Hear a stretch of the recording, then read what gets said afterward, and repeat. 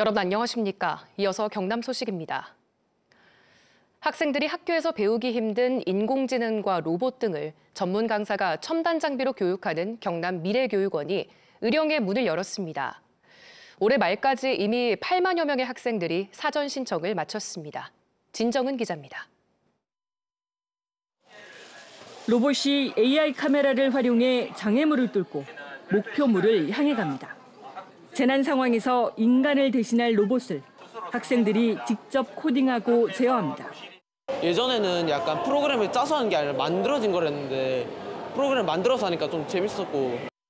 학생들이 조립한 자율주행 자동차가 좁은 골목길을 누비고 높은 수준의 자율경주용 자동차도 프로그래밍한 대로 질주합니다.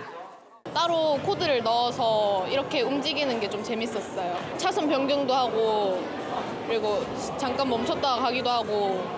경상남도 교육청이 의령군에 467억 원을 들여 지은 전국 첫 첨단 교육 배움터 경남 미래교육원입니다. 인공지능과 로봇, 생활혁신 등을 전문 강사가 초등부터 고등학생까지 수준별로 수업하고 실습하는 공간입니다. 열흘 전 문을 연 뒤 하루 많게는 1000여 명이 이용하고 있고 이미 8만여 명이 신청을 마쳤습니다. 모든 학교 학생들이 와서 디지털 체험을 직접 해보고 그런 걸 통해서 자기를 발견할 기회를 동등하게 나눠 가지니까. 또 6명의 교육 연구사가 인공지능 플랫폼 아이톡톡과 스마트 단말기 아이북 등을 활용한 경남형 미래교육 과정을 개발합니다.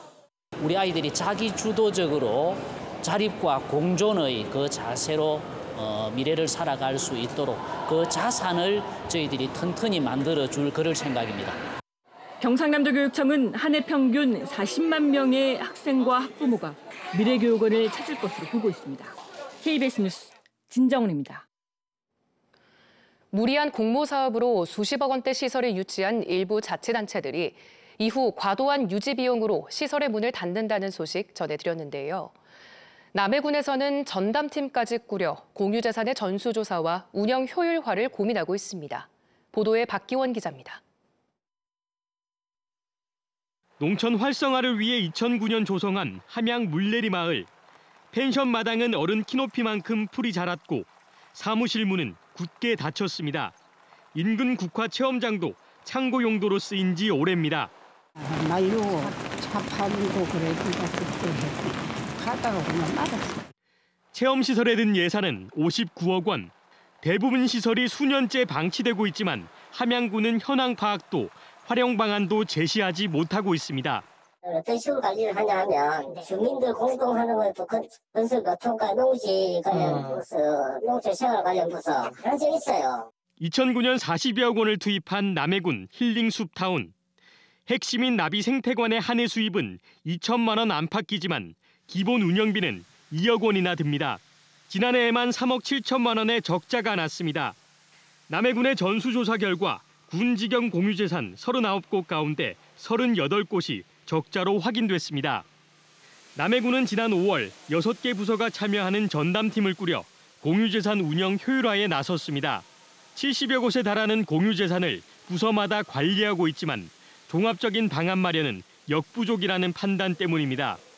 전담팀은 활용도가 낮거나 적자 규모가 큰 시설물들을 조사해 보존 가치가 없는 재산은 용도 변경하거나 폐지할 계획입니다. 필요 없는 시설을 과감하게 포기해 예산 낭비를 막겠다는 겁니다. 어떻게 관리할지를 체계적으로 그리고 종합적으로 그리고 부서와 협업을 할 수 있는 그런 계기를 마련하지 않았나. 주민 수건을 내세워 우후죽순으로 들어선 공유재산들. 재정이 열악한 자치단체에 부담으로 되돌아오고 있습니다. KBS 뉴스 박기원입니다. 국회에 제출된 내년 정부 예산안에 경상남도의 예산이 사상 처음 9조 원 넘게 반영됐습니다. 지난해보다 5.7% 늘어난 규모인데요. 하지만 정부가 연구개발 분야, R&D 예산을 크게 삭감하면서 신성장 동력이 약화되지 않도록 국회 심의 단계에서 예산 증액이 절실해졌습니다. 보도에 손원혁 기자입니다. 윤석열 대통령이 나눠먹기식 체제 개편을 지시한 R&D 연구개발 분야 예산. 나눠먹기식 관행 혁파, 세계적 수준의 공동 연구의 대폭 확대 등으로 R&D 지원 방식을 혁신하고 내년 정부 예산안에서 전체 연구개발 R&D 예산은 29조 5천억 원으로 올해보다 16% 이상 삭감됐습니다. 경남의 정부 산하기관도 직접적인 영향을 받습니다. 한국전기연구원은 정부 출연 연구비가 올해 297억 원에서 66억 원이 줄어 22.4% 삭감됐고 한국재료연구원도 281억 원에서 79억 원이 줄어 28.2%가 삭감됐습니다. 전기연구원은 대부분 연구과제에서 예산을 10% 이상 줄여야 할 것으로 보인다. 재료연구원도 과제별 내년 예산 배분을 조정해야 한다고 밝혔습니다. 경상남도가 구상한 내년 국비 연구개발 사업은 54개, 1개 사업을 제외한 모든 사업에 예산이 반영됐습니다. 문제는 규모입니다. 신청액 1,386억 원에 못 미치는 917억 원이 반영됐기 때문입니다.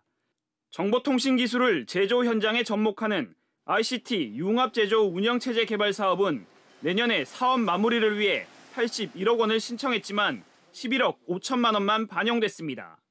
사업에 참여할 기업체 수를 줄일 수밖에 없습니다. 글로벌 제조융합 소프트웨어 개발 사업도 60억 원 신청에 15억 원만 반영됐고 우주환경 시험시설 구축은 278억 원을 신청했지만 설계비 25억 원만 반영됐습니다. 경상남도는 전체 연구개발 국비가 올해보다 증가했다고 강조했습니다. 지난해보다 134억 원이 늘어난 국비를 확보를 하였습니다. 그렇지만 일부 미반영된 사업 예산은 국회 심의 단계에서 지역 국회의원 협조로 최대한 확보할. 경남은 우주항공과 방산, 제조혁신 등 연구개발이 뒷받침돼야 할 분야가 많은 만큼 국회 차원의 대응이 절실하다는 지적입니다. KBS 뉴스 손원혁입니다. 아파트 주차장에서 훔친 차량을 몰고 달아나던 10대 청소년들이 추격전 끝에 경찰에 붙잡혔습니다. 검거 과정에서 충돌 사고를 감수하고 자신의 차량으로 도주 차량의 앞길을 막아선 시민의 도움이 컸습니다. 이영관 기자입니다. 정지 명령을 무시한 채 차량이 빠른 속도로 질주합니다. 도심 사거리에서 신호등 정지 신호에 마지못해 멈춰선 차량. 경찰관이 다가가 하차를 요구하고 3단봉을 꺼내 유리창을 내려쳐도 차를 멈추지 않습니다. 차량은 결국 바로 옆 차로에 있던 화물차가 앞길을 가로막으면서 경찰에 붙잡혔습니다. 차량에 탄 사람은 A군 등 10대 3명. 지난달 27일 새벽 2시쯤 경남 통영의 한 아파트 주차장에서 문이 잠기지 않은 채 주차된 차량을 훔쳐 달아나던 길이었습니다. 김해까지 80km 이상을 무면허로 운전한 이들은 같은 날 오전 11시 40분쯤 도로에서 순찰차를 발견하고 도주를 시도했습니다. 주행 모습을 수상히 여긴 경찰이 쫓아갔지만 이들은 멈추지 않고 1km 이상을 더 달아났고 결국 현장에서 이를 목격한 화물차 운전자가 앞을 가로막으면서 체포됐습니다. 얘들 도망갈 것 같더라고요. 직감적으로 차를 우측으로 꺾어버렸죠. 검거 과정에서 경찰관 한 명은 도주 차량에 치여 전치 3주에 부상을 입었습니다. 이들은 절도 등으로 보호 관찰 중이었으며 금품을 훔치기 위해 차를 훔친 것으로 조사됐습니다. 자기 트럭으로 이렇게 도주로를 차단해 주셨고 완벽하게 이제 도주로가 차단됐기 때문에 빠르게 검거하자. 경찰은 운전대를 잡은 10대 A군을 구속하고 나머지 2명은 불구속 상태로 조사하고 있습니다. 또 검거를 도운 시민에게 감사패 등을 수여할 예정입니다. KBS 뉴스 이형관입니다. 정체전선에 의해 형성된 비구름이 남해안을 지나고 있습니다. 우리 지역은 현재 곳곳으로 약하게 비가 내리고 있는데요. 오늘 오전까지는 남해안을 중심으로 강한 비가 내리겠고요. 다시 정체전선이 북상하는 오늘 밤부터 내일 아침 사이 남해안에 시간당 30에서 60mm의 매우 강한 비가 예상됩니다. 예상되는 강수량은 내일까지 남해안에 30에서 100mm, 많은 곳은 최대 120mm 이상이 되겠고 내륙을 중심으로는 10에서 40mm 정도로 정도로 양이 많지는 않겠습니다. 한편 주말인 토요일과 휴일인 일요일에도 비는 계속됩니다. 남해안을 중심으로는 내일 아침까지 강하고 많은 비가 내리겠지만 이후 강약을 반복하며 내륙을 중심으로는 소강 상태를 보이는 곳이 많겠습니다. 자세한 지역별 기온 살펴보겠습니다. 현재 기온 대부분 지역에서 24도를 보이고 있습니다. 한낮에는 창원이 30도, 창녕이 31도로 예년보다 높겠습니다. 서부 지역도 진주가 24도, 합천이 23도로 출발하는 아침이고요. 한낮에는 진주가 31도, 합천 30도 예상됩니다. 바다의 물결은 남해 동부 먼바다에서 최고 2.5m로 높게 일겠습니다. 비는 일요일까지 이어지다가 다음 주 화요일에 다시 한 차례 비 소식이 있겠습니다. 날씨였습니다. 경상남도가 50인 미만 사업장에 노동자 휴게시설 설치를 지원합니다. 경상남도는 11개 시군 50인 미만 사업장 27곳에 노동자 휴게시설 설치를 위해 한 곳당 최대 1,000만 원까지 2억 원을 지원합니다. 2021년 산업안전보건법 개정에 따라 50인 미만 사업장도 노동자 휴게시설 설치가 의무화됐습니다.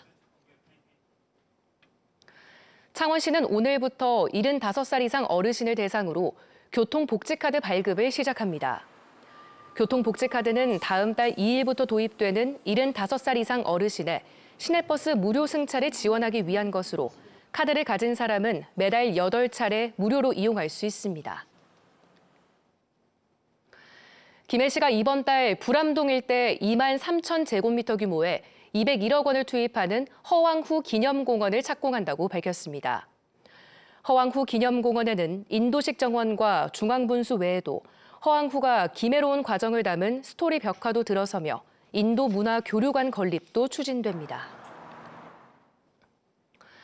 살인 등 혐의로 재판을 받으며 사형 집행을 해달라던 60대 남성이 1심에서 실제 사형 선고를 받자 판결에 불복해 항소했습니다.